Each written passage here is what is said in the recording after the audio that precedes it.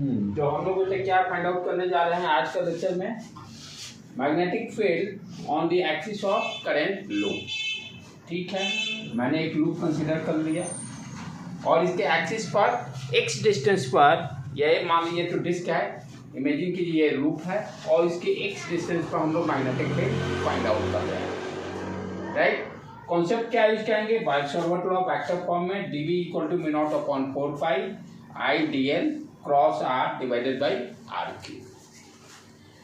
अब यहाँ पे मान लेते हैं कुछ डीएल एलिमेंट, आप इसके स्मॉल डीएल एलिमेंट यहाँ कंसीडर कर लेते हैं।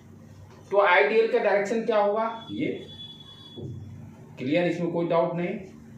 यहाँ टॉप पर आई डीएल का डायरेक्शन टेंजेंट, इस तरह से टेंजेंट फॉर्म में रहेगा, टेंजेंशियल। तो आई डीएल ये हो गया, ठीक है, ये जो वेक्टर है। यहाँ पर अंडरस्टैंडिंग क्या करना है, what is the direction of magnetic field, यही बच्चों लोग को समझ में नहीं आती है। ये जो करंट एलिमेंट हम लोग कंसीडर करेंगे, इसके कारण जो मैग्नेटिक फील्ड का डीबी जो होगा, डीबी जो है उसका डायरेक्शन किधर होगा, उसका अंडरस्टैंडिंग में समस्या आती है। तो हमने क्या किया, ये आइडियल लिए, ये डायरेक्शन हो गया। राइट बेटे, अच्छा। और यहाँ से हमने इस पी पॉइंट पे मालूम मैग्नेटिक फील्ड निकालना है, तो हम क्या करते हैं, दूसरा वेक्टर क्या है, आर। तो ये आर वेक्टर हो गया। आप इसको इमेजिन कीजिए इस तरह से, ये हो गया आइडियल और ये वेक्टर आर, आइडियल, ये आइडियल हो गया, राइट, और ये वेक्टर आर। यहाँ पे देखिएगा कि ये चाहे इस तरह से लीजिए, थोड़ा सा तिरछा कर दीजिए इसको। तो आइडियल वेक्टर और ये आर के बीच में ये 90 डिग्री एंगल बनेगा। जैसे इसको यहाँ से भी इमेजिन कर सकते हैं, कोई भी पॉइंट है, कोई भी पॉइंट मान लो ये पी पॉइंट है, तो इस तरह से कनेक्टेड है। तो ये पी पॉइंट क्या हुआ, सही सर्कमफ्रेंस पे जो भी टेंजेंट है इस तरह से परपेंडिकुलर रहेगा। यानी आइडियल क्रॉस आर के बीच में, वेक्टर के बीच में जो ये थीटा एंगल हम डिफाइन करते हैं, आइडियल वेक्टर और आर का एंगल कितना हो गया, 90 डिग्री। क्लियर, समझ में आ रहा है। ये आइडियल हो गया और ये वेक्टर आर हो गया। किसी भी पॉइंट से देखिएगा निकालिएगा तो एंगल आपका 90 डिग्री ही शो करेगा। तो यहाँ से क्या कॉन्सेप्ट क्लियर हुआ कि ये जो मैग्नीट्यूड फॉर्म हम लिखते हैं, dv equal to mu not I upon 4 pi I dl sine theta divided by R, R cancel होकर आर स्क्वायर आ जाता है। यहाँ पर थीटा का वैल्यू कितना हो गया, पाई बाई 2। थीटा का वैल्यू कितना हो गया, पाई बाई 2, राइट।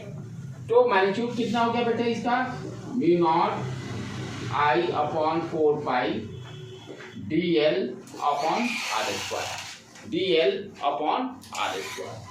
ठीक, यहाँ तक क्लियर है। क्या किए अभी तक, करंट कैरिंग लूप कंसीडर किए, टॉप पर डीएल एलिमेंटल पार्ट लिए, आई डीएल का डायरेक्शन देखिए ये है मेरा, right, this is your direction of I DL. और आर वेक्टर जो है इस पर ये परपेंडिकुलर है, इस पर परपेंडिकुलर है, राइट। इस तरह से यदि लेते हैं तो मेरा आइडियल ये हो गया और आर वेक्टर ये हो गया। अब देखिए ये जो प्लेन बना, ये जो प्लेन बना, यहाँ अंडरस्टैंड क्या करना है कि ये जो मैग्नेटिक फील्ड का डीबी का डायरेक्शन क्या होगा। तो हम क्या देख रहे हैं, आइडियल क्रॉस आर, आइडियल और आर क्या है, एक ये प्लेन में रहेंगे और डीबी क्या होगा, इस प्लेन के परपेंडिकुलर। डीबी क्या होगा, यही होता है ना, दो वेक्टर का क्रॉस प्रोडक्ट, दोनों वेक्टर जिस प्लेन में रहेंगे, जो उसका क्रॉस प्रोडक्ट होगा उसका डायरेक्शन क्या होगा, उसके प्लेन के परपेंडिकुलर, उसके प्लेन के परपेंडिकुलर। तो ये हो गया आइडियल, ये आर हो गया, ये जो प्लेन बना अपना, राइट, यहाँ पर पी पॉइंट है। तो डीबी जो बनेगा, डीबी क्या होगा, इसके परपेंडिकुलर, यानी ये direction we can say like that, ऊपर होगा या नीचे होगा वो देख लेंगे हम लोग, लेकिन रहेगा तो इसी डायरेक्शन में, डीबी का जो डायरेक्शन होगा। अच्छा, ये डायरेक्शन ऊपर होगा कि नीचे होगा वो कैसे फाइंड आउट कर लेंगे, ये देखो, ये ideal, right hand thumb rule, इधर पी पॉइंट है नीचे, यानी इस प्लेन के, ये जो प्लेन बना इसके नीचे जाएगा। इट मीन्स डीबी का डायरेक्शन क्या हो गया, ये भी क्या होगा, परपेंडिकुलर। ये देखिए सारे जगह परपेंडिकुलर रहेगा। क्लियर है इसमें कॉन्सेप्ट। डीबी का डायरेक्शन क्या होगा, तो डीबी का डायरेक्शन इसके कारण क्या आ गया मेरा, ये कोई दिक्कत तो फिर से समझ लो इसको दोबारा। ये क्या हो रहा है, तुम्हारा करंट फ्लो कर रहा है इस तरह से क्लॉकवाइज डायरेक्शन में करंट फ्लो कर रहा है, ठीक है। हमें पी पॉइंट पर मैग्नेटिक फील्ड निकालना, बोर्ड एग्जाम के लिए 100% ये क्वेश्चन कंफर्म है 3 मार्क्स में, इसको कोई नहीं रोक सकता है। यदि पिछले साल नहीं होगा तो इस साल 100% है। तो क्या कर रहे हैं, ये सर्कुलर लूप कंसीडर किए हैं। सर्कुलर लूप के सेंटर पर x डिस्टेंस पर मैग्नेटिक फील्ड निकालना है। अंडरस्टूड, ठीक है बेटे। तो मैंने क्या किया, पूरा लूप तो एक साथ निकाल नहीं सकते, तो एलिमेंटल पार्ट कंसीडर किए, यहाँ पर डीएल पार्ट कंसीडर कर लिए। करंट यहाँ से इंटर कर रहा है, तो आइडियल का डायरेक्शन क्या हो गया, ये वेक्टर है बार्शलोट law, ideal cross R, ideal का डायरेक्शन ये हो गया। उसके बाद पी ये हो गया, दिस इज योर पी। तो आइडियल और आर के बीच में, ये आर का बीच में जो पी पॉइंट है, ये क्या है 90 डिग्री, यहाँ पर 90 डिग्री। कैसे भी जहां भी सर्कमफ्रेंस में जाओगे ये आइडियल के साथ 90 डिग्री बना रहा है। अच्छा, तो यहाँ से क्या कॉन्सेप्ट हो गया, जो फॉर्मूला अपना बना मैग्नीट्यूड के टर्म में μ0 I upon 4 pi dl sin theta, theta का एंगल कितना हो गया 90 डिग्री। आइडियल और वेक्टर r, यानी ये आइडियल और वेक्टर r के बीच का एंगल कितना हो गया 90 डिग्री। थोड़ा सा इसको और अच्छा तरह से बना दें हम लोग, यानी ये इस तरफ से इधर जा रहा है, राइट। आइडियल ये इधर गया, इधर जा रहा है इसके टेंजेंट, आइडियल का डायरेक्शन, और आर का डायरेक्शन ये दोनों यहाँ पर क्या है 90 डिग्री। इसलिए यहाँ पर थीटा का वैल्यू 90 डिग्री पुट करने पर क्या होगा, sin π/2 1 μ0 I dl upon r square, ये आ गया। अब एक्चुअल में यहाँ समस्या क्या है, what is the direction of db, ये तो मैग्नीट्यूड हो गया ना, μ0 अपॉन 4 पाई आइडियल अपॉन r स्क्वायर, इस करंट एलिमेंट के कारण मैग्नेटिक फील्ड का magnitude. But what is the direction, ये हो गया मेरा आइडियल, ये हो गया r, ये दोनों परपेंडिकुलर हैं, इसी तरह से ये प्लेन हो गया। तो इसका क्रॉस प्रोडक्ट क्या होगा, क्रॉस प्रोडक्ट ही तो db दे रहा है, तो db जो दे रहा है क्रॉस प्रोडक्ट में क्या, इस प्लेन के परपेंडिकुलर, इस तरह से इस प्लेन के परपेंडिकुलर डायरेक्शन में db का होगा, राइट। ये सब जगह देखो परपेंडिकुलर पूरी तरह से। अच्छा, अब ये हो सकता है ऊपर होगा कि नीचे होगा, ये समस्या है। तो उसको क्या करें, right hand thumb rule, current का डायरेक्शन ऊपर लगाओ और कहाँ निकालना, पी इधर है, ले जाओ कर को, उसको मोड़ो, ये कहाँ जा रहा है, नीचे की तरफ जाने का मतलब डीबी का डायरेक्शन क्या हो गया, ये सब जगह परपेंडिकुलर रहेगा, सब जगह परपेंडिकुलर रहेगा। तो यहाँ पर ये क्या हो गया, डीबी का डायरेक्शन। समझ में आया बेटे, यही चीज इसमें समझना था, डीबी का डायरेक्शन किधर होगा। अच्छा, और यहाँ पर प्रॉब्लम को आसानी से सॉल्व करने के लिए थोड़ा सा सिमेट्रिक का भी कॉन्सेप्ट ले रहा है। सिमेट्रिक का कॉन्सेप्ट ले रहे हैं कि जिस तरह से नीचे भी एक डीएल पार्ट कंसीडर करेंगे, देखते हैं उसका फायदा क्या होता है। यानी हम हाफ रिंग की बात कर रहे हैं, हाफ रिंग इससे कैलकुलेट कर लेंगे, हाफ रिंग दोनों सेम ही है, कट कर दिया जाए तो दोनों सिमेट्रिकल है, सेमी सर्किल टाइप से हो जाएगा। तो उसी तरह से अब यहाँ पर करंट क्या है, इस डायरेक्शन में आइडियल करंट का ये डायरेक्शन है, तो आइडियल वेक्टर ये हो गया।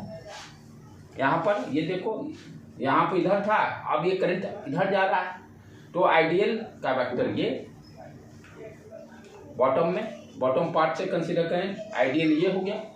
फिर उसी तरह से आर वेक्टर परपेंडिकुलर यहाँ भी सेम, ठीक। नीचे वाले की बात कर रहे हैं तो ये हो गया, ये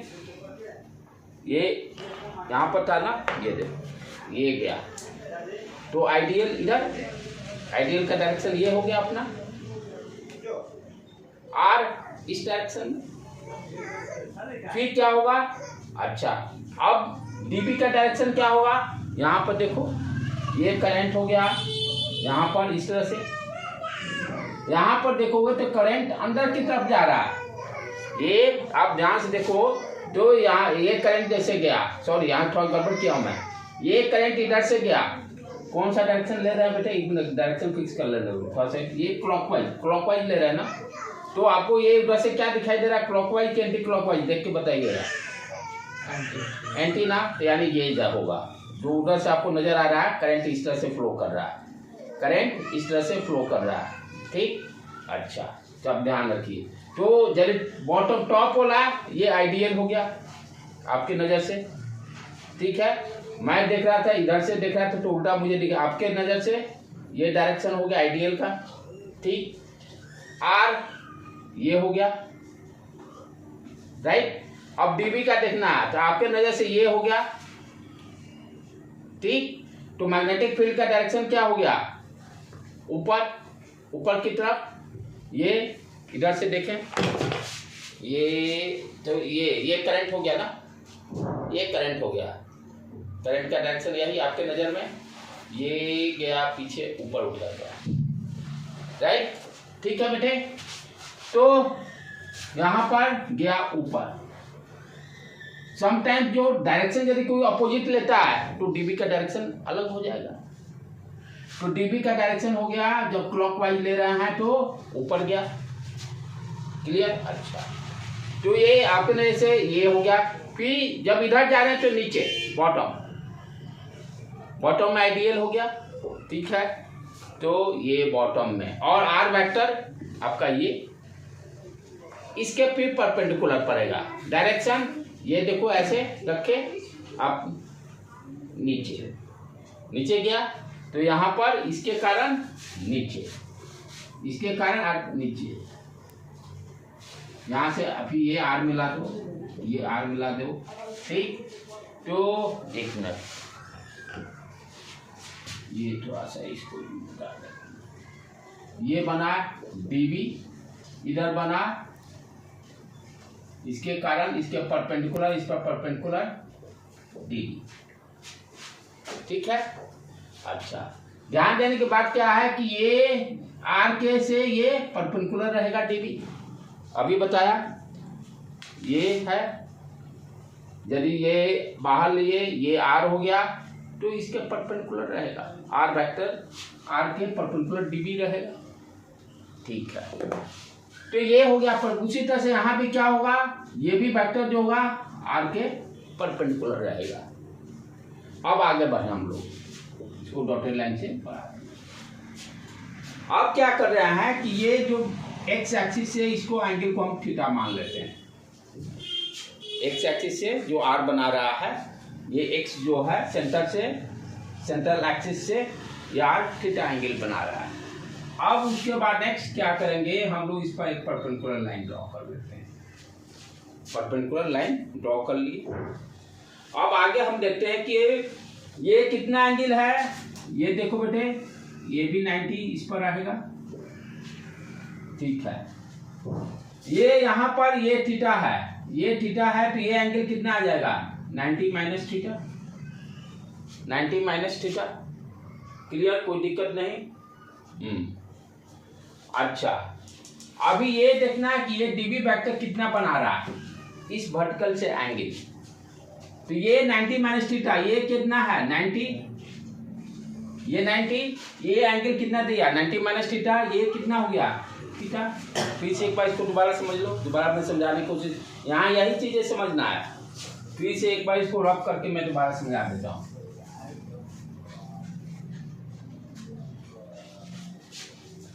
ये हो गया अपना एक्स एक्सिस, एक्स डिस्टेंस पर निकालना, that is your point P, ठीक है। इसके कारण किस डायरेक्शन में करंट को लिए हैं, क्लॉकवाइज में, क्लॉकवाइज डायरेक्शन में, ठीक। इसके कारण हमने क्या देखा, ये आर डिस्टेंस मैग्नेटिक फील्ड का डायरेक्शन ये निकला डीबी, नीचे वाला के कारण ये आर मिला दिए, ये डीबी निकल गया, ठीक। अच्छा ये यहाँ पर 90 डिग्री है, यहाँ भी उसी तरह से ये भी 90 डिग्री है। अब क्या कर रहे हैं, यहाँ पर एक परपेंडिकुलर लाइन ड्रॉ कर दिए, पी पॉइंट पर। देखना क्या है कि पर ये वर्टेक्स से ये कितना एंगल बन निकालना हमको यही है, ये वर्टेक्स से कितना एंगल बन रहा है। मैंने एज्यूम क्या कर लिया कि वेक्टर आर और जो सेंट्रल एक्सिस है वो उसके बीच का एंगल थीटा, ठीक है। तो ये वर्टिकल लाइन पर इसके ये तो परपेंडिकुलर रहेगा ही, ये एक्सिस और ये वर्टिकल लाइन दोनों एक दूसरे पर परपेंडिकुलर रहेंगे, ठीक है। तो यहाँ पर हम क्या देखें, ये 90 डिग्री यहाँ से, यहाँ जो वर्टिकल एक्सिस से ये 90 डिग्री है, थीटा दिया तो ये एंगल 90 माइनस थीटा, कोई दिक्कत नहीं। अच्छा, अब ये टोटल एंगल कितना है 90 माइनस थीटा है, ये कितना बच गया थीटा। तो वर्टेक्स से कितना एंगल बनाया थीटा। सिमिलरली ये भी थीटा बनाएगा, उसी तरह से ये भी थीटा बनाएगा, राइट। अब क्या करेंगे, डीबी का दो कंपोनेंट ले लेते हैं, यानी वर्टेक्स से डीबी बनाया तो ये डीबी कॉस थीटा, इसका कंपोनेंट ब्रेक करेंगे तो, और हॉरिजॉन्टल में कंपोनेंट ब्रेक करेंगे तो dB sine theta, dB sine theta. उसी तरह से यहाँ भी इसका भी कंपोनेंट ब्रेक करेंगे तो डीबी कॉस थीटा, और इसका ब्रेक करेंगे तो डीबी साइन थीटा। आ गया ये कंपोनेंट कैंसिल, क्यों, क्योंकि हम लोग सिमेट्रिकली लिए थे, ऊपर नीचे डीएल डीएल, इसीलिए सिमेट्रिकली बॉटम में भी हम लोग डीएल कंसीडर किए कि ये कंपोनेंट डीबी कॉस थीटा और डीबी कॉस थीटा कैंसिल हो जाए। सिर्फ मैग्नेटिक फील्ड किसके लॉन्ग रहेगा, along the axis of the centre, centre का जो एक्सिस है उसी ये 2 डीबी साइन थीटा आ जाएगा। तो सिमेट्री लेने का यही फायदा होता है, प्रॉब्लम को कैसे सॉल्व करना है।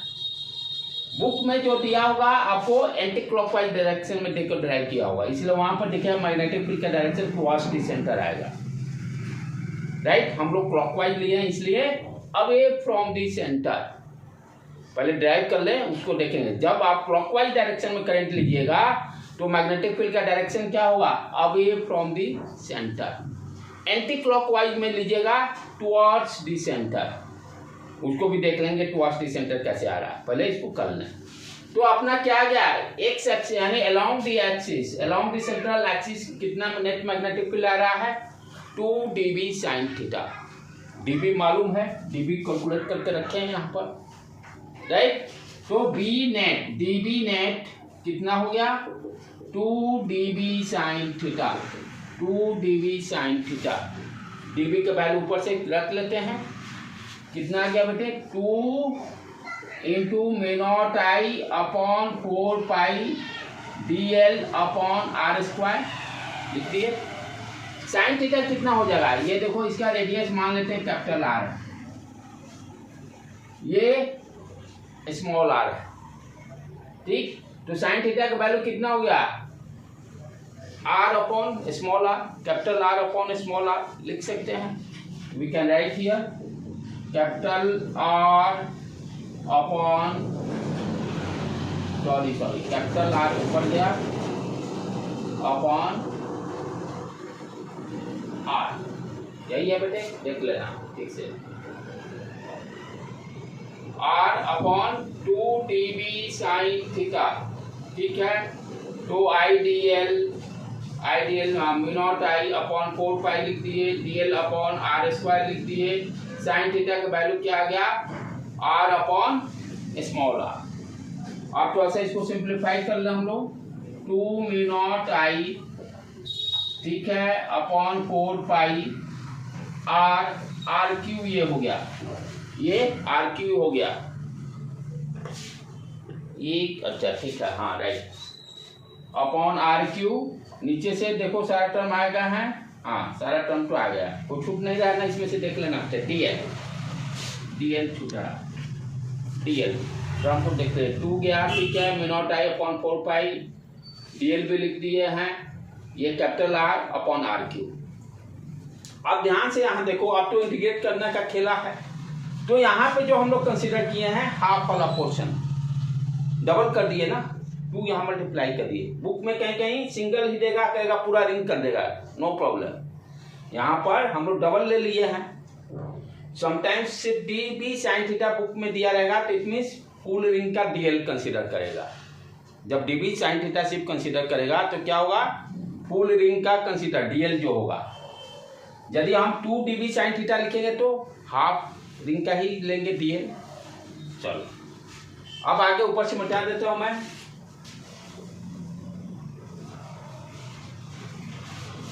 तो इसको इंटीग्रेट कर दो बेटे, dB नेट।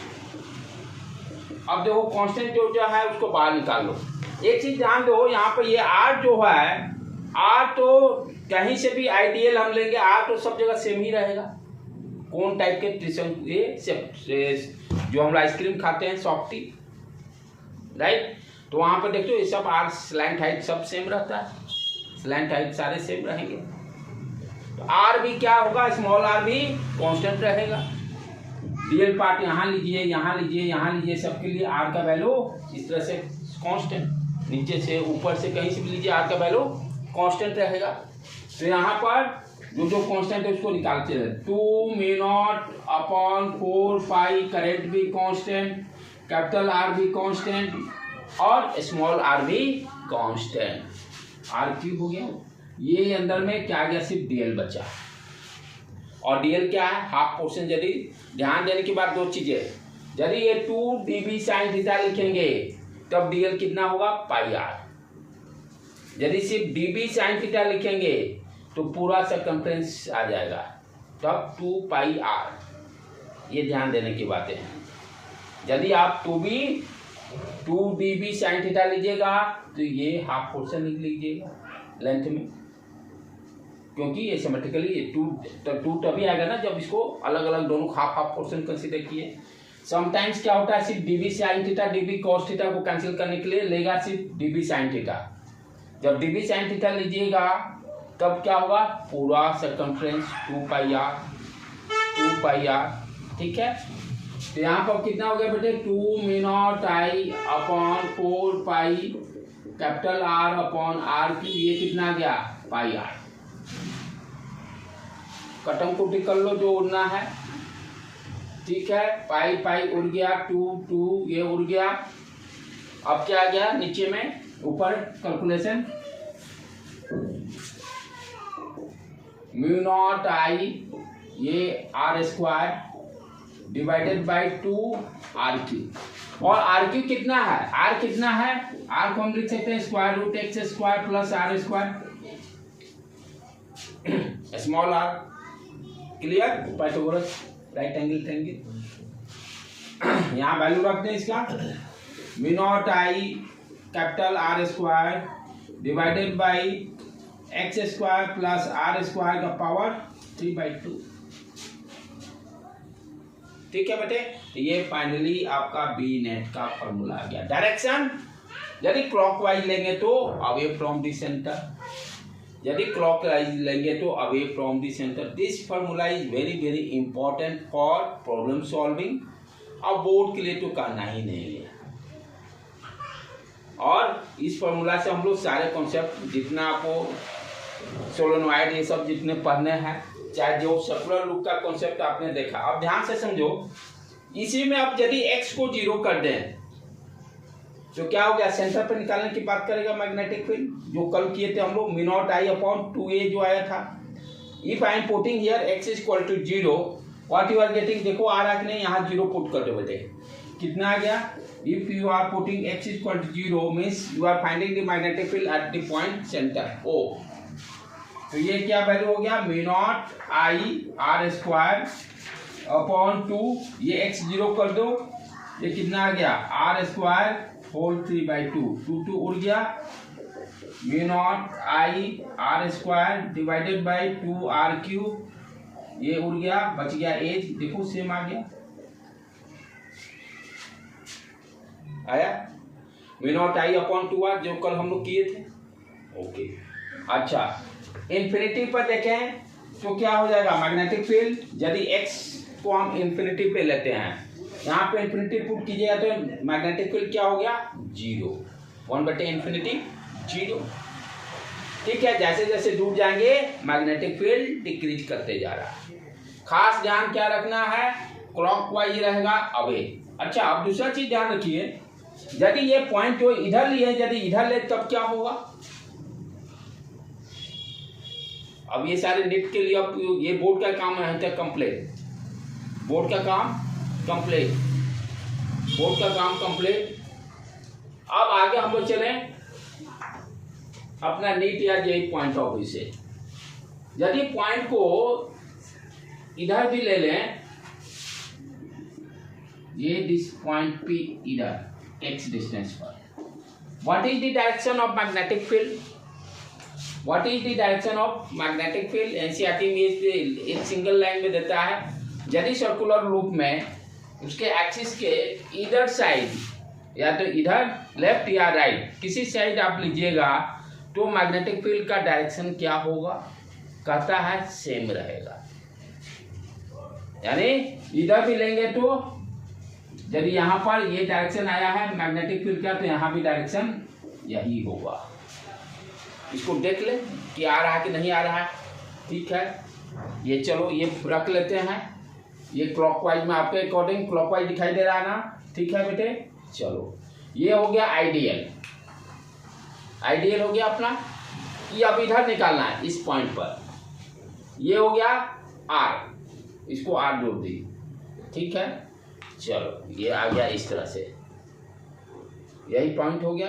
ओके, ये करंट गया, इधर निकालना है नीचे, तो इसके कारण ऊपर वाला कारण किधर आया, नीचे, नीचे आ गया। ठीक है, और ये भी इस तरह से है तो इसके परपेंडिकुलर, यही ना, ये प्लेन इस तरह से है तो ये नीचे इस तरह से बनेगा। ये देखो डायरेक्शन भी, ये हल्का सा तिरछा इस तरह से डीबी बनेगा। ठीक, तो ये ड्रॉ कर दिए, ऊपर वाले कारण नीचे। ठीक, अच्छा इसके कारण तब बनेगा ऊपर। अब यहां भी देखो, ये भी वर्टेक्स से थीटा एंगल बनाएगा, ये भी थीटा एंगल बनाएगा। ये dB cos theta, dB cos theta, ये देखो ये कंपोनेंट हॉरिजॉन्टल वाला कितना आ जाएगा, डीबी साइन थीटा। देखो तो क्या डायरेक्शन दे दिया, यही, यानी क्लॉक, यानी क्या देख रहे हैं, यदि क्लॉकवाइज ले रहे हैं रिंग में सर्कुलर रिंग में यदि क्लॉकवाइज करंट ले रहे हैं, तो मैग्नेटिक फील्ड आइदर लेफ्ट या राइट, यदि सेंट्रल एक्सिस पर पॉइंट होगा, डायरेक्शन क्या होगा मैग्नेटिक फील्ड का, सेम होगा। Direction very very important point for competitive point of view से। इधर भी देखें, इधर ही जा रहा है टुवर्ड्स द सेंटर, और इधर देखते हैं तो away from the centre. Right बेटे, क्लियर, इसमें कोई दिक्कत नहीं।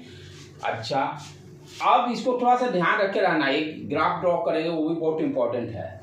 यदि क्लॉकवाइज डायरेक्शन में हम रख रहे हैं, इसको कहीं नोट कर दूं मैं, यदि क्लॉकवाइज डायरेक्शन में रख रहे हैं करंट को, तो बी का डायरेक्शन आया है अवे फ्रॉम दी सेंटर, और यदि इसको पॉजिटिव लेते हैं तो बी का वैल्यू क्या होगा, पॉजिटिव, बी का वैल्यू पॉजिटिव, आइदर पॉइंट इधर रहे चाहे इधर रहे, क्योंकि अब ये नहीं कि निगेटिव एक से तरफ है तो बी निगेटिव, वैल्यू तो आया यही डायरेक्शन बी, वेक्टर बी, तो पॉइंट इधर रखिए या इधर रखिए, बी का वैल्यू क्या होगा, पॉजिटिव ही रहेगा। अंडरस्टूड? ठीक है, यानी ग्राफ जब हम ड्रॉ करेंगे इसके लिए तो क्या होगा, ये क्वेश्चंस पूछे हुए भी है नेट में और मेंस में भी। ये बी का डायरेक्शन दे दिया, ये एक्स दे दिया। आपने क्या देखा, यदि क्लॉकवाइज डायरेक्शन में करंट ले रहे हैं तो बी पॉजिटिव ही आ रहा है, आइदर पॉइंट इधर पॉजिटिव हो, एक्स पॉजिटिव हो या नेगेटिव। तो ग्राफ जब भी ड्रॉ करेंगे तो क्या होगा, यदि ये इस तरह से दिया हुआ है, क्योंकि हम देखें कि सेंटर पर मैक्सिमम आ रहा है μ0I/2r, सर्कुलर रिंग के सेंटर पर सबसे ज्यादा मैग्नेटिक फील्ड है। तो यदि यहाँ पर बी पॉजिटिव लिए हैं, यदि पॉइंट एक्स इधर पॉजिटिव कंसीडर कर रहे हैं, इधर के लिए भी वैल्यू, क्योंकि बी का वैल्यू क्या है, पॉजिटिव, ग्राफ इस तरह से ही रहेगा। अब ऑप्शन में दे देगा इस तरह से बी एक्स, ये ग्राफ इस तरह से दे दिया, फिर इस तरह से ग्राफ दे दिया, which one is correct graph. तो ध्यान क्या देना है, यदि ये एक साइड में ये पॉजिटिव है तो पॉजिटिव ही रहेगा, ये भी पॉजिटिव ही रहेगा, राइट। यहाँ तो करंट बता दिया, करंट तो बताएगा वो नहीं। मान लीजिए करंट आपका एंटी क्लॉकवाइज में हो, अब इस डायरेक्शन में, इस डायरेक्शन में लीजिएगा तो टुवर्ड्स इधर point towards the centre, towards the centre आता है। इसको मिटा के इसको भी कल देख लेते हैं डायरेक्शन, क्योंकि यहाँ डायरेक्शन वेरी इंपॉर्टेंट। यदि हम एंटी क्लॉकवाइज डायरेक्शन में करंट को लेते हैं तब what is the direction of magnetic field?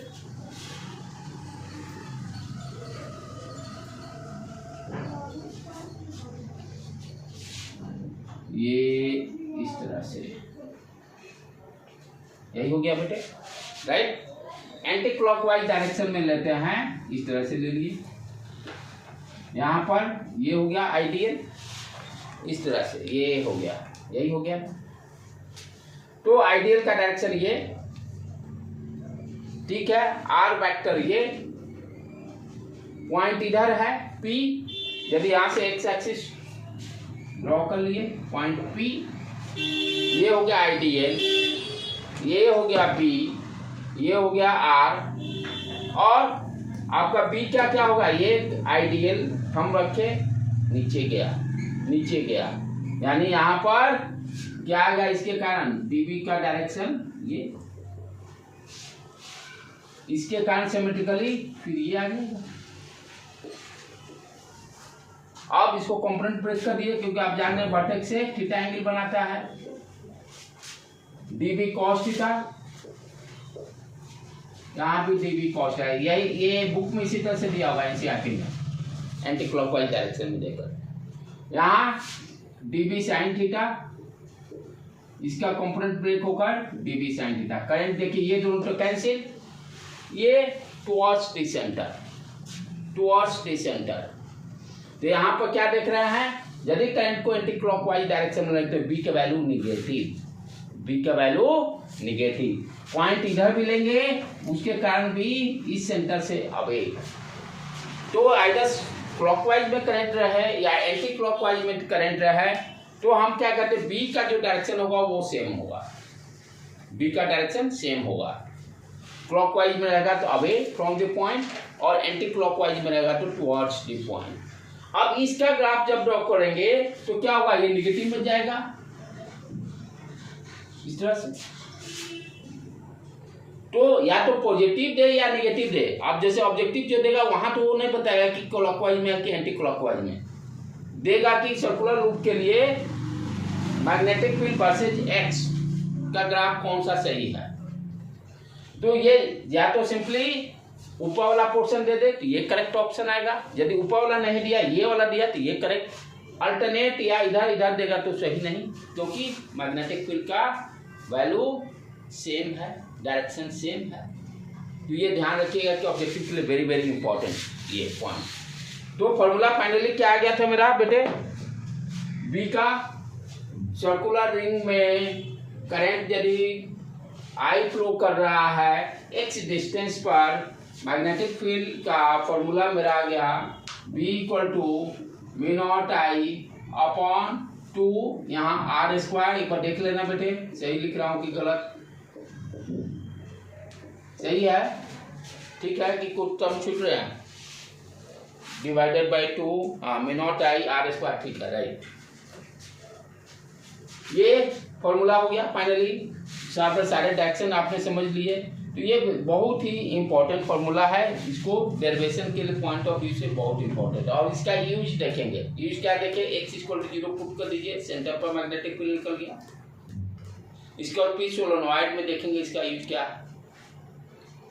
तो ये डेरिवेशन तो इतना ही रहेगा, थोड़ा सा डिस्कस कर लें नेक्स्ट टॉपिक इसी में, ये तो स्पेशली बोर्ड एग्जाम को हो गया। कंपटीशन पॉइंट ऑफ व्यू से इसको याद रखना है, और डायरेक्शन मैग्नेटिक फील्ड का वो दिमाग में सेट रहना चाहिए कि यदि क्लॉकवाइज डायरेक्शन में जाएगा तो आपका अवे फ्रॉम द सेंटर, इधर डायरेक्शन इधर दोनों डायरेक्शन सेम रहेंगे, पॉइंट लेफ्ट लीजिए या राइट लीजिए बात बराबर है। एंटी क्लॉकवाइज डायरेक्शन में टुवर्ड्स द सेंटर रहेगा, पॉइंट को लेफ्ट लीजिए या राइट लीजिए वैल्यू सेम रहेगा। अब नेक्स्ट आगे जो कर रहे हैं कि एक ही लॉ अभी तक हम लोग पढ़े, बॉयल-सावर्ट लॉ। आपको याद होगा इलेक्ट्रोस्टैटिक में हम लोग पढ़े थे गॉस लॉ। गॉस लॉ से हम लोग इलेक्ट्रिक फील्ड बहुत आसानी से निकाल लेते थे। E.ds equal to Q internal upon epsilon naught, यही था गॉस लॉ। उससे क्या फायदा, पढ़ने से फायदा क्या मिला था कि प्रॉब्लम को हम सिमेट्रिक को यूज करके इलेक्ट्रिक फील्ड का डिफरेंट डिफरेंट शेप का, सिलेंडर का, स्फीयर का, इन्फिनाइट शीट का, सारा का हम लोग निकाले थे इलेक्ट्रिक फील्ड। और दूसरा तरीका क्या था इलेक्ट्रिक फील्ड निकालने का, कूलम्ब्स लॉ। कूलम्ब्स लॉ को यूज करते हुए electric force per unit test charge से हम लोग इलेक्ट्रिक फील्ड, दो तरीके से थे निकालने का। वो लेंडी मेथड भी था लेकिन जानना जरूरी था। शॉर्टकट मेथड क्या गया, गॉस लॉ। गॉस लॉ जो पढ़े थे हम लोग, उसमें हम क्या लिखे थे, E.ds equal to Q internal upon epsilon naught. तो जैसे यहाँ गॉस लॉ इलेक्ट्रोस्टैटिक में है, उसी तरह से यहाँ एम्पियर्स सर्किटल लॉ, जो गॉस लॉ का वहाँ काम था, यहाँ पे क्या रहेगा, एम्पियर्स सर्किटल लॉ। तो अपना हेडिंग, नेक्स्ट हेडिंग क्या है, Ampere's circuital law. This is very very important. जिस तरह से गॉस लॉ इंपॉर्टेंट था, प्रॉब्लम को सॉल्व करने में आसानी से प्रॉब्लम को सॉल्व कर लेते थे, सिमिलरली यहाँ भी एम्पियर सर्किटल लॉ से हम क्या निकालेंगे, मैग्नेटिक फील्ड। अभी तक मैग्नेटिक फील्ड बॉयस-सावर्त लॉ को यूज करके फाइंड आउट किए। Biot Savart law almost similar to Coulomb's law, almost similar to Coulomb's law. जो कूलम्ब्स लॉ वहाँ काम कर रहा था, यहाँ बॉयस-सावर्त लॉ। जो वहाँ गॉस लॉ काम कर रहा था, यहाँ एम्पियर सर्किटल लॉ काम करेगा। इसीलिए कहा जाता है इलेक्ट्रोस्टैटिक और करंट इलेक्ट्रिसिटी, या ये सारे दोनों चैप्टर लिंक में है। उधर क्लियर हो गया बच्चा को, इधर भी क्लियर रहेगा। सिर्फ चार्ज की जगह यहाँ करंट है बस, और कोई खास डिफरेंस है नहीं। प्रॉब्लम करने का सॉल्व जैसे वहाँ किए थे, इलेक्ट्रिक फील्ड निकाले थे, यहाँ भी मैग्नेटिक फील्ड निकाले बॉयस-सावर्त लॉ यूज करके। गॉस लॉ को यूज करके प्रॉब्लम को आसानी से सॉल्व किए थे, यहाँ भी अब एम्पियर सर्किटल लॉ को यूज करके सॉल्व करेंगे, राइट। तो अपना हेडिंग क्या हो गया बेटे, नेक्स्ट हेडिंग है एम्पियर्स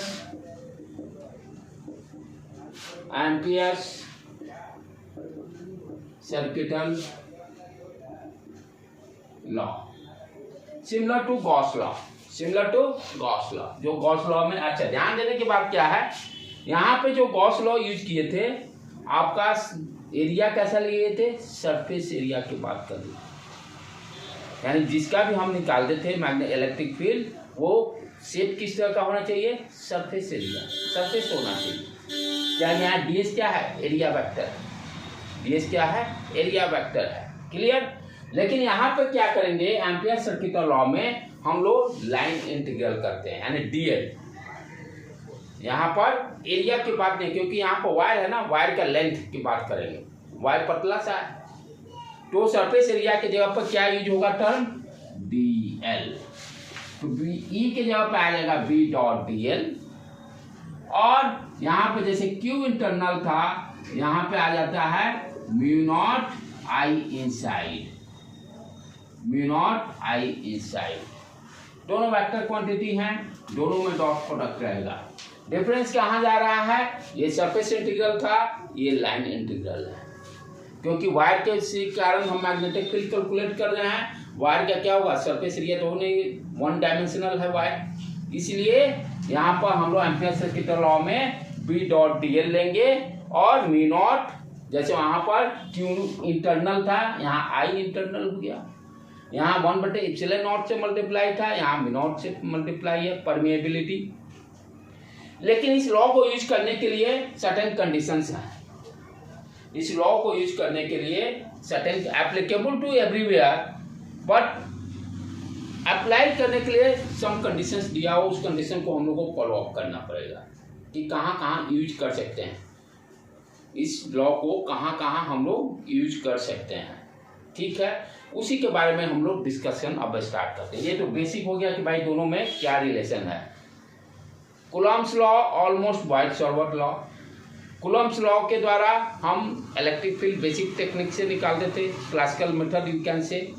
यहाँ पर बॉयस-सावर्त लॉ को यूज कर अभी तक जितने लेक्चर में आपको बेसिक कॉन्सेप्ट से मैग्नेटिक फील्ड फाइंड आउट किए, हर शेप का, डिफरेंट डिफरेंट वायर का। अब नेक्स्ट वहाँ प्रॉब्लम को सिंप्लीफाई करने के लिए गॉस लॉ पर है, इलेक्ट्रिक फील्ड निकालने के लिए। यहाँ पर प्रॉब्लम को सिंप्लीफाई करने के लिए, मेजरमेंट ऑफ मैग्नेटिक फील्ड को फाइंड आउट करने के लिए सिंपल तरीका से एम्पियर सर्किट लॉ को यूज करेंगे। लेकिन एम्पियर सर्किट लॉ को यहाँ यूज करने में ध्यान, कुछ कंडीशंस हैं, उसको ध्यान रखना पड़ेगा। वो क्या क्या कंडीशंस हैं उसको अंडरस्टैंड करते हैं। तो ये क्या करता है एम्पियर सर्किट लॉ, मान लो 2 वायर कंसिडर करते हैं। एक वायर ये मान लो करंट बोर्ड के अंदर जा रहा है, ठीक है, जिसको कि क्रॉस से हम शो करेंगे। एक करंट और लेते हैं जो करंट बाहर निकल रहा है। 2 वायर कंसिडर कर रहे हैं। I am considering here 2 wires. एक में क्या है, करंट कहाँ जा रहा है, अंदर की तरफ, और दूसरे में करंट बाहर निकल रहा है। दोनों के कारण हम मैग्नेटिक फील्ड किसी पॉइंट पे फाइंड आउट करने की कोशिश करेंगे। राइट, क्या कर रहे हैं, दूसरा वायर जो है ये आउटवर्ड डायरेक्शन। 2 वायर्स हैं, एक में करंट अंदर की तरफ जा रहा है और दूसरा वायर में करंट बाहर निकल रहा है। इन्फिनाइट वायर कंसिडर कर रहा है और इसके कारण करता है find the magnetic field eight point P. Find the magnetic field eight point P, ठीक है। तो ये क्या करता है, स्टेप 1, आप जिस पॉइंट पर आपको निकालना है उस पॉइंट से एक सर्कुलर लूप कंसिडर कीजिए, उस पॉइंट को पास करते हुए। जिस पॉइंट पर मैग्नेटिक फील्ड निकालने की बात कर रहा है, यहाँ पर हम क्या करें, find the magnetic field eight point P. तो क्या स्टेप 1 क्या करेंगे, उस पॉइंट से ये दोनों करंट आ जाना चाहिए और सर्कुलर लूप जो खींचेंगे वो थोड़ा सिमेट्रिक भी देखने में लगना चाहिए। जैसे वहाँ हम लोग गॉस लॉ करते थे, जो surface area Gauss law consider करते थे, symmetrical Gauss surface area. Similarly यहाँ भी क्या देखना है कि ये लूप कितना बड़ा रहेगा कि दोनों करंट इस साइड में आ जाए, और वो जो सर्कुलर लूप कंसिडर करेंगे वो पी पॉइंट उससे पास करना चाहिए। ये तो पहला स्टेप हो गया, ठीक है। Step 1 to draw the circular loop. Step 1 to draw the circular loop passing through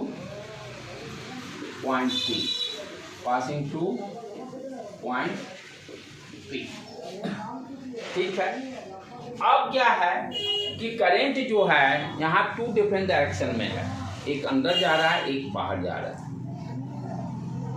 maximum cases में वो नंबर नहीं आएगी, लेकिन हम यहाँ जनरलाइज केस कंसिडर करेंगे सो दैट किसी तरह का प्रॉब्लम रहे आप उसको सॉल्व कर सकते हो। तो करंट क्या डायरेक्शन, एक अंदर जा रहा वायर में, एक बाहर। किसको पॉजिटिव लेंगे किसको नेगेटिव लेंगे वो कैसे डिसाइड करेंगे कि अंदर वाला करंट पॉजिटिव होगा कि बाहर वाला करंट पॉजिटिव होगा। तो उसके लिए क्या कॉन्सेप्ट दिया गया है कि उसको डिसाइड करने के लिए क्या किया गया, जो आप ये this is called Ampere's law, इसको हम लोग बोलते हैं एम्पियर्स लॉ। ये जो लूप बनाया है ये कौन सा हो गया, एम्पियर्स लॉ इसको बोलते हैं। एम्पियर्स लूप ही डिसाइड करेगा कि कौन सा करंट, अंदर वाला करंट पॉजिटिव होगा कि बाहर वाला। वो कैसे डिसाइड करेगा, आपने जो लूप ड्रॉ किया है इसमें कोई भी डायरेक्शन आइदर क्लॉकवाइज या एंटी क्लॉकवाइज कोई रिस्ट्रिक्शन नहीं है। इस लूप का डायरेक्शन स्पेसिफाई कर दीजिए जो एम्पियर्स लूप ड्रॉ किया। समवन क्लॉकवाइज भी स्पेसिफाई करता है, someone anti clockwise, no problem, उससे कोई दिक्कत नहीं। जैसे मान लो फॉर एग्जांपल मैंने एंटी क्लॉकवाइज इस लूप का डायरेक्शन स्पेसिफाई कर दिया, ठीक है। तो एंटी क्लॉकवाइज का स्पेसिफाई करने का मतलब क्या हो गया, ये देखो कर्व फिंगर को रखो ये, और ये क्या देगा, करंट का डायरेक्शन। थंब क्या देता है, एम्पियर भी राइट हैंड में क्या देते, थंब के डायरेक्शन में रखते थे करंट के डायरेक्शन में, और कर्व करते ये मैग्नेटिक फील्ड देते थे। सिमिलरली उसी तरह से जब हम ये लूप को डिसाइड करिए ये डायरेक्शन है, और यही लूप के डायरेक्शन से ही फाइंड आउट होगा कि कौन सा करंट पॉजिटिव या नेगेटिव है। तो कैसा लूप में करंट जा रहा है, इमेजिन कीजिए, वी कैन से करंट तो जा रहा है, इमेजिन कीजिए लूप इस तरह से फ्लो कर रहा है। तो ये जब कर्व को हम टर्न करेंगे तो करंट का डायरेक्शन क्या आ रहा है, और ये एंटी क्लॉकवाइज है ना बेटे, ठीक है, एंटी क्लॉकवाइज आउटवर्ड डायरेक्शन। तो जो लूप का जो डायरेक्शन होगा वो क्या है, आउटवर्ड। तो यहाँ भी करंट जो आउटवर्ड होगा उसको पॉजिटिव लेंगे। यदि समवन क्लॉकवाइज लेगा तब क्या होगा, अंदर। करंट का डायरेक्शन अंदर वाले को पॉजिटिव कंसीडर करेंगे। वो आप पर डिपेंड करता है कि एम्पियर्स लूप का आप डायरेक्शन क्लॉकवाइज ले रहे हैं कि एंटी क्लॉकवाइज। उसी से डिसाइड हो जाएगा कि अंदर करंट जाने वाले को पॉजिटिव लेना है कि बाहर वाले को जाने को पॉजिटिव लेना है। ठीक है, मैंने एंटी क्लॉकवाइज ले लिया है। एंटी क्लॉकवाइज करने का मतलब ये हो गया, यानी आउटवर्ड करंट को मैंने इसको पॉजिटिव कंसीडर कर लिया और इसको नेगेटिव कंसीडर कर लिया। कोई दिक्कत इसको डायरेक्शन को समझने में, कैसे पॉजिटिव होगा कैसे निगेटिव होगा, क्लियर हो गया। तो लूप, इसीलिए हम लूप का यहाँ पर डायरेक्शन स्पेसिफाई किए। यदि एक ही वायर रहता तो नो प्रॉब्लम, एक ही वायर रहता अंदर जाए या बाहर जाए तब कोई जरूरत नहीं है लूप का डायरेक्शन को स्पेसिफाई करना। एक से ज़्यादा वायर रहे और डिफरेंट डायरेक्शन रहे तब, यदि एक से ज़्यादा वायर है और दोनों में करंट का डायरेक्शन सेम है, कोई जरूरत नहीं है इसको लूप को डायरेक्शन के स्पेसिफाई करना। तो ये लूप का डायरेक्शन कब स्पेसिफाई कर रहा है, एक से ज़्यादा वायर हो और डिफरेंट डायरेक्शन में करंट हो, तब हम लूप के डायरेक्शन को स्पेसिफाई करना जरूरी हो जाता है। तो इसके के हिसाब से अब अंदर में करंट कितना हो गया, आई इनसाइड की बात करें तो आउटवर्ड को पॉजिटिव लिया है, इसको मान लेते हैं करंट I1, इसको मान लेते हैं I2। तो इनसाइड में करंट कितना हो गया, I2 माइनस I1। यदि कोई क्लॉकवाइज लेगा तब क्या लिखेगा, आई इनसाइड I1 माइनस I2 लिखेगा, कोई दिक्कत इसमें नहीं। ठीक है, ये चीजें हो गया, करंट का डायरेक्शन हम लोग स्पेसिफाई कर लिए। अब उसके बाद आ जाए जिस तरह से हम लोग गॉस लॉ डिफाइन किए थे अभी, जैसे बताया B.dl equal to mu not I inside, यही है एम्पियर्स लॉ। तो एम्पियर्स लॉ क्या करता है, B.dl दोनों वेक्टर क्वांटिटी हैं, that will be equal to mu not I inside. यहाँ ध्यान देना है लाइन इंटीग्रल है, नॉट सरफेस इंटीग्रल। ओके, अब आई साइड यहाँ पे कितना हो गया बेटे, म्यू नॉट, इसके अकॉर्डिंग ले चले तो I2 माइनस I1 काम हुआ। ठीक, अच्छा यहाँ पर अब क्या ध्यान देने की और इम्पोर्टेंट पॉइंट क्या है कि B का डायरेक्शन किधर होगा, B का डायरेक्शन किधर होगा, what is the direction of B। ये है ना लेफ्ट हैंड साइड में B। DL का तो डायरेक्शन मान लो जो एलिमेंटल पार्ट हम लोग कंसीडर किए, ये DL हो गया, ये क्या हो गया, DL हो गया, ये DL हो गया।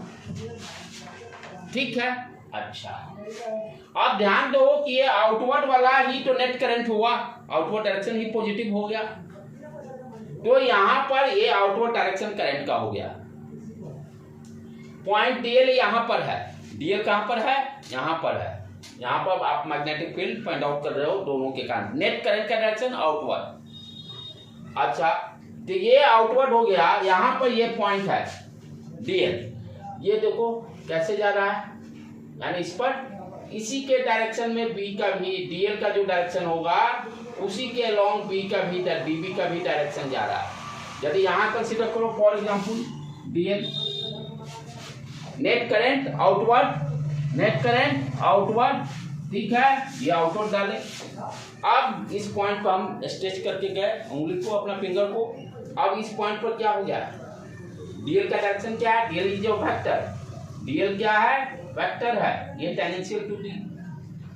और DB का भी डायरेक्शन क्या हो रहा है, इसी के अलोंग आ रहा है, दोनों का डायरेक्शन सेम है, दोनों का डायरेक्शन सेम है, यानी एवरी पॉइंट पे हम क्या देख रहे हैं, DL और DB का डायरेक्शन सेम है और टेंजेंशियल है, कर्व के टेंजेंशियल है। अच्छा, इससे फायदा क्या मिलेगा, सब तो खिला लेफ्ट हैंड साइड में B डॉट, डॉट प्रोडक्ट है, डॉट प्रोडक्ट है, तो इसका मतलब क्या होता है, mod B mod DL cos theta आ जाता है। तो ये टर्म देखिए, यदि इसको ब्रेक कीजिएगा तो mod B mod DL cos theta, यानी B और DL के बीच में हमको एंगल पता करना जरूरी है। और कितना एंगल आ रहा है, थीटा, दोनों का same direction, theta 0, theta 0, cos 0 1 हो गया तो हम आराम से निकाल सकते हैं। यदि दोनों सेम डायरेक्शन, ये फर्स्ट कंडीशन, ये पहला कंडीशन बना, मैं बोला ना कहां पर यूज कर सकते हैं, we can use everywhere but certain limitation. पहला सर्टेन लिमिटेशन क्या आया, बी और डीएल का दोनों का सेम डायरेक्शन होना चाहिए। ये क्लियर भी यहाँ से आ रहा है, समझ में भी आ रहा है। तो हम Gauss law, ampere circuit law कब यूज करेंगे, फर्स्ट कंडीशन बी और डीएल का डायरेक्शन सेम होना चाहिए। कैसे निकालना, बार बार देख लो, इस पॉइंट पे गए, ठीक, नेट आउटवर्ड आया बाहर, ये बाहर गया इस पॉइंट, तो डीएल और डीबी दोनों सेम डायरेक्शन में, दोनों सेम डायरेक्शन में। करंट इस तरह से बोल रहा है, किसी पॉइंट पर बी का डायरेक्शन निकालना है, टेंजेंशियल टू द कर्व, इस पॉइंट पर tangential to the curve, tangential to the curve everywhere.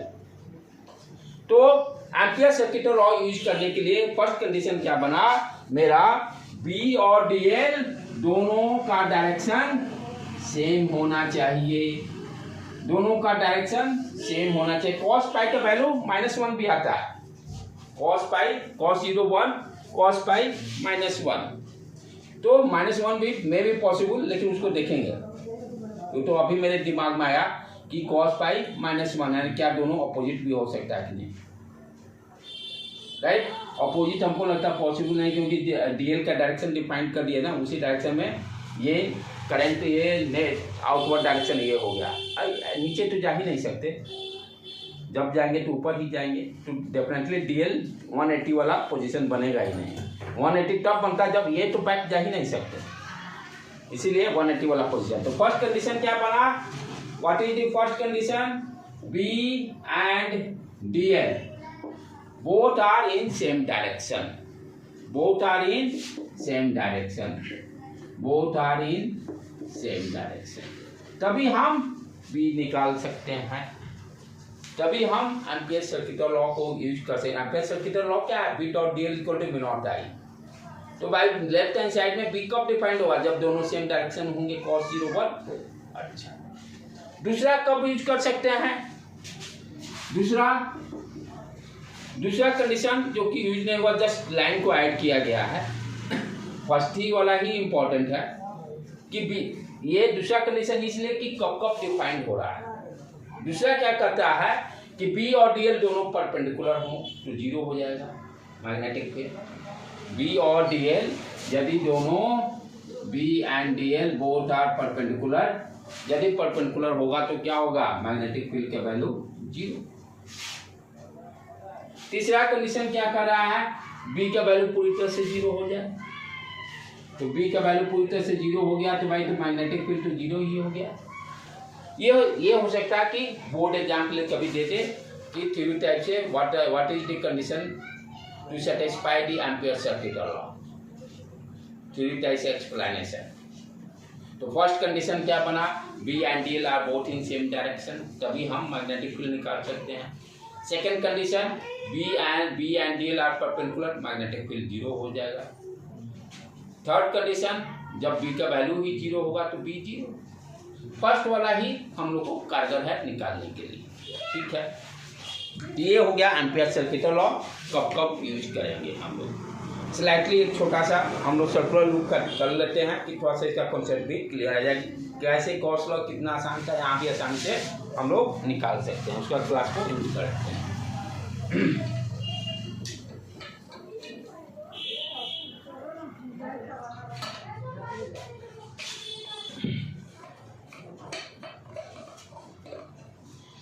अब जैसे मान लो कोई सर्कुलर लूप ले लेते हैं, एक ही वायर कंसीडर करते हैं और एम्पियर सर्किट लॉ को यूज करते हुए मैग्नेटिक फील्ड निकालना चाहते हैं।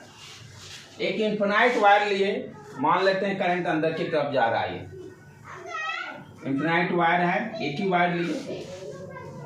अब कहते हैं इसके कारण आपको पी पॉइंट पर मैग्नेटिक फील्ड निकालना है यूजिंग एम्पियर सर्किट लॉ। ये वायर है, इन्फिनाइट वायर है, पहले इन्फिनाइट वायर के कारण निकाले थे वायरसोर्ट लॉ यूज करके। क्या फॉर्मूला था अपना, ध्यान से देखो, B equal to mu not I upon 4 pi D, D distance, perpendicular distance, θ1 θ2 π/2 हो जाएगा, इन्फिनाइट वायर है तो ये 1 + 1 2 mu naught I upon 4 pi D, ये कट के mu naught I upon 2 pi D ampere circuit वो वायरसावर्त लॉ यूज करके निकाल लिए। अब इसको यूज करके कैसे निकालेंगे उसको देख लें हम लोग। तो क्या कॉन्सेप्ट करता है एम्पियर सर्किट लॉ? ठीक है, ये वायर है, इनफिनाइट वायर, करंट अंदर जा रहा है, जिस पॉइंट पे निकालना है वहां पर एम्पियर से लूप कंसीडर करो, सर्कुलर लूप एक उस पॉइंट से गुजरते हुए वो करंट इनसाइड में होना चाहिए। ठीक, अच्छा लिखते हैं पहले। अब फॉर्मूला क्या है ampere circuit? B dot D L equal to mu naught, मान लेते हैं करंट आई दिया। यहाँ पर इसके लूप को डायरेक्शन कंसीडर करने की जरूरत नहीं है, क्योंकि एक ही वायर दिया है और डायरेक्शन अंदर दिया है। दो वायर देता है, मान लो दोनों का इनवर्ट रहता है तो नो प्रॉब्लम।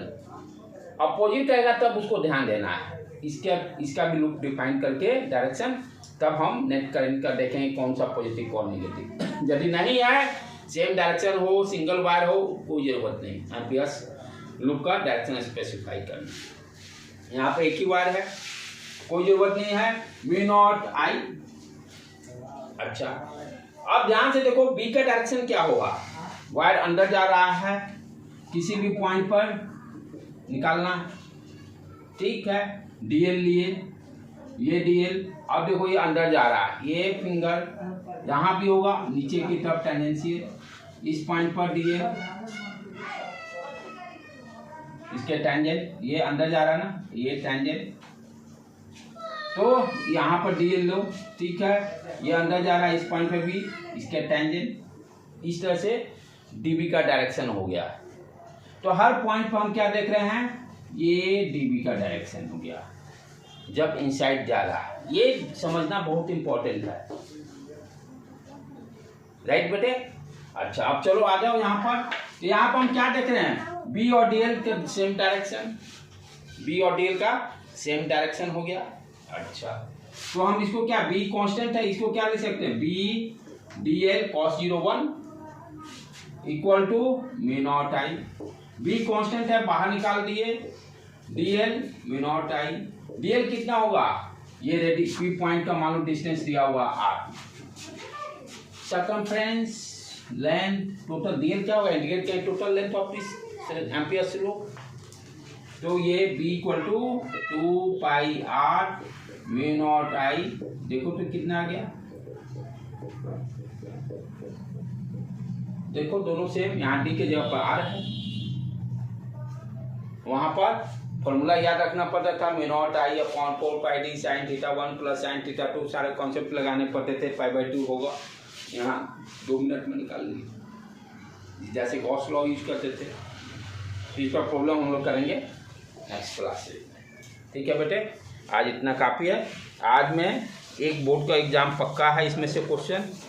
दूसरा वाला 3 में आएगा, explain the ampere circuit law, explain the ampere circuit law. Ampere circuit law को एक्सप्लेन करते हुए तीनों कंडीशन उसमें बता देंगे, काम होगा, ठीक है।